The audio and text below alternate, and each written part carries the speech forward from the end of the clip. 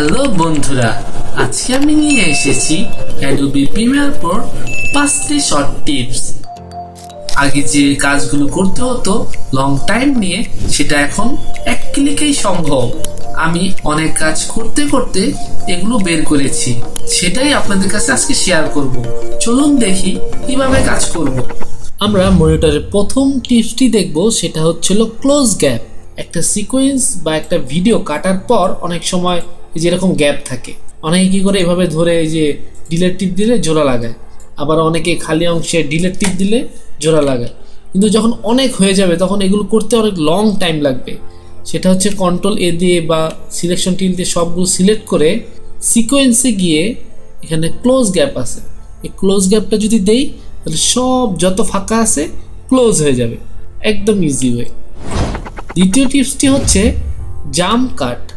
Jump cut বলতে কি বুঝি, একটা সিকোয়েন্স বা একটা ভিডিও যখন আমরা রাফ কাট করি, অনেক অংশ অতিরিক্ত অংশ আমরা ফালিয়ে দিই যে আমার এই অংশটা লাগবে না। এখন হচ্ছিল এখানে একটা বাড়ি খায় আমার ফুটেজ, এই বাড়িটাকে আমরা কিভাবে ঢাকতে পারি, এর উপরে কোনো একটা ভিডিও দিতে পারি। ভিডিও দিলে আমরা ফুটেজটা ঢেকে গেল, বাড়ি খেলো না। আমরা আবার কি করতে পারি, জাম্প কাট।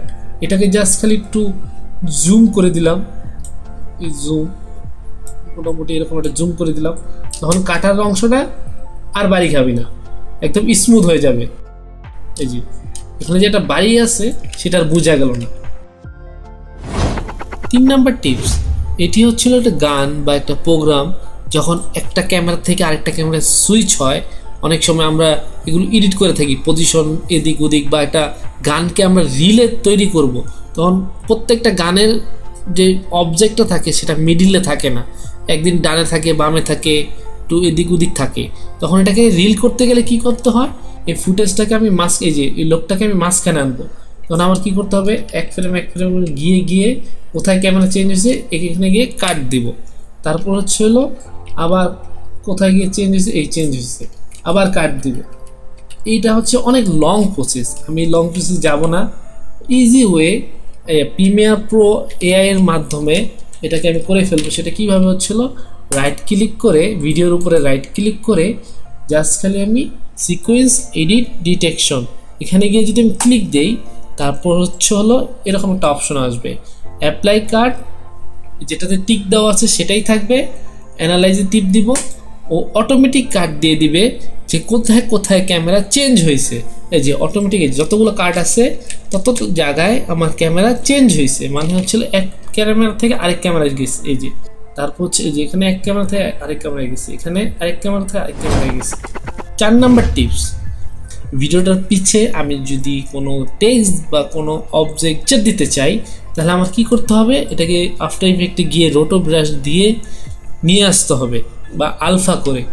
তখন আমার অনেক টাইম লাগে, কেন রোটো ব্রাশ ইউজ করতে অনেক ভালো পিসিও লাগে, তারপর হচ্ছিল সময় লাগে আর কি নিয়ে আসতে।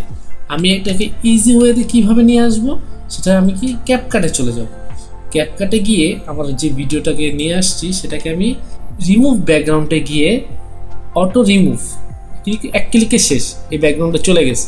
এখন এটাকে আমি যদি এক্সপোর্ট দেই, এটা ব্ল্যাক ব্যাকগ্রাউন্ডে চলে আসবে। আমি কি করব, এর পিছে জাস্ট খালি গ্রিন ব্যাকগ্রাউন্ড দিয়ে এক্সপোর্ট দিয়ে নিয়ে আসবো প্রিমিয়ার প্রোতে। দেন এটাকে আমি কী করবো, জাস্ট খালি আলটা কি দিয়ে রিমুভ করে দিব।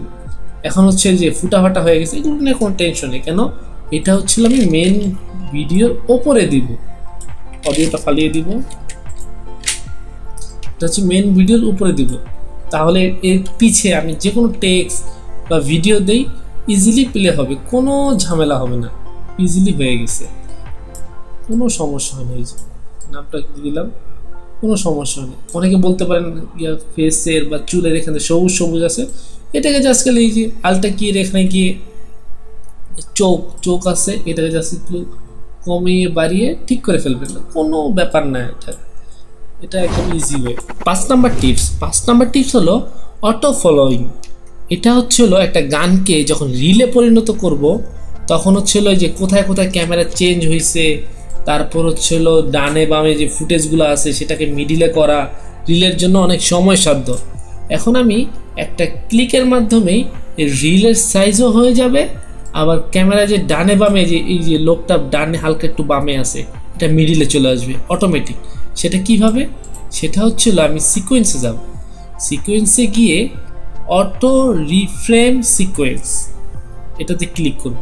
ক্লিক করার পর এখানে আমি সিকোয়েন্স দেব যে আমার কোন সাইজটা লাগবে। এই যে আমার রিল সাইজটা লাগবে, আমি রিল সাইজটা দিয়ে জাস্ট ক্লিক করে দিলাম ক্রিয়েট। এখন ওর রেন্ডার নিয়ে এই যে অটোমেটিক ব্যক্তি যেখানেই থাকুক মিডিলে চলে আসবে, রিল সাইজ হয়ে গেছে। এখন ব্যক্তি যতই সাইডে থাকুক মাঝখানে চলে আসছে। ধন্যবাদ। আমার ভিডিওটা ভালো লাগলে অবশ্যই লাইক কমেন্ট সাবস্ক্রাইব করে পাশে থাকবেন।